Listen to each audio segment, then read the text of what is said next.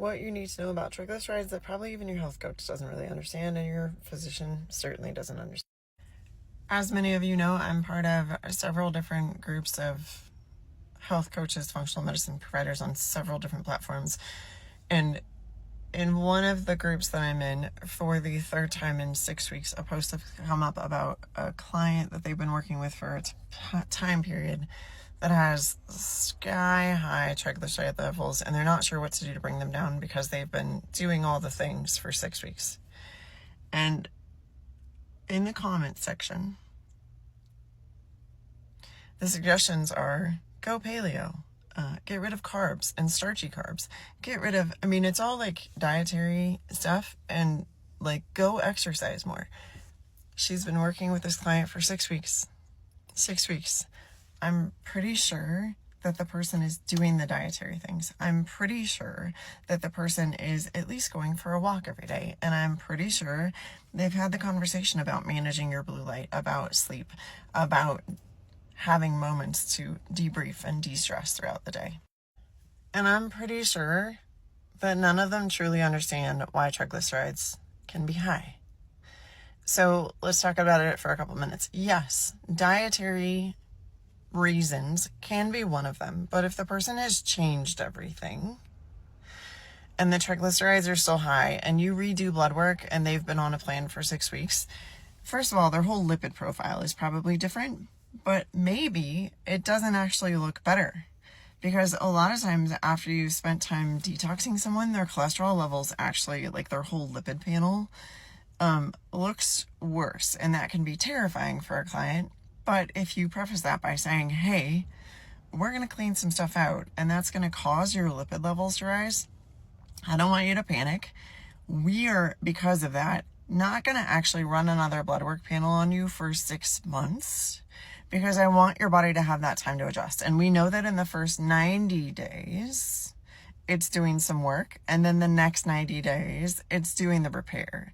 And so it doesn't make sense for us to do blood work right away. We're going to do it in 6 months. So if you preface that, it helps the clients. Number 2, triglycerides will be high when you have somebody who can't manage their insulin. And this is true of somebody who has insulin resistance and somebody who is using insulin too fast. So if you have somebody who consistently has blood sugar levels that are too high, their 2-hour postprandial is too high, they're spiking every meal they eat because their body is reacting to every meal they eat, regardless of whether or not it's just a steak or whether it's a piece of protein, some fruit, and some veggies, or if it is even something that has like a whole grain in it, like quinoa.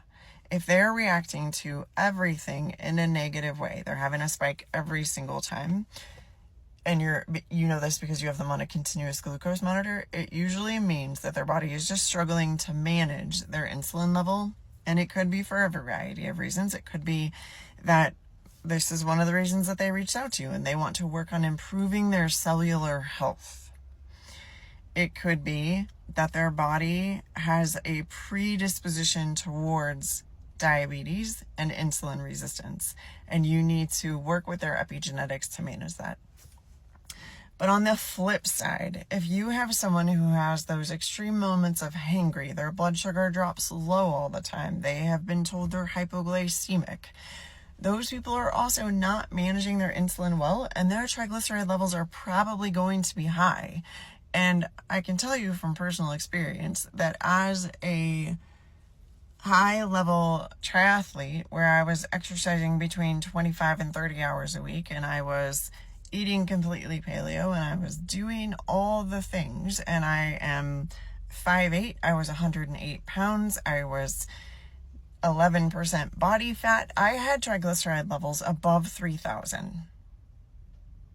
And if you had told me I just needed to change my diet and exercise more, I probably at that point in time, not being as understanding as I am now, punched you in the face, because I was eating 6,000 calories a day, mostly organic, completely paleo, and I couldn't have done anything different with my nutrition, and my triglyceride levels were still high, really high, obscenely high. It's not always diet. It's not always exercise.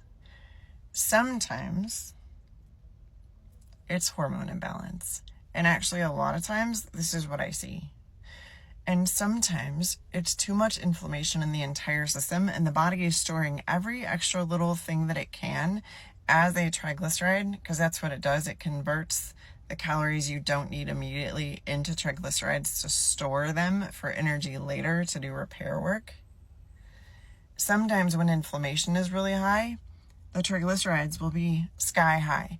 And I can tell you that as much as I was exercising, there was inflammation in my body constantly, because when you're putting that much stress on your body, you have inflammation.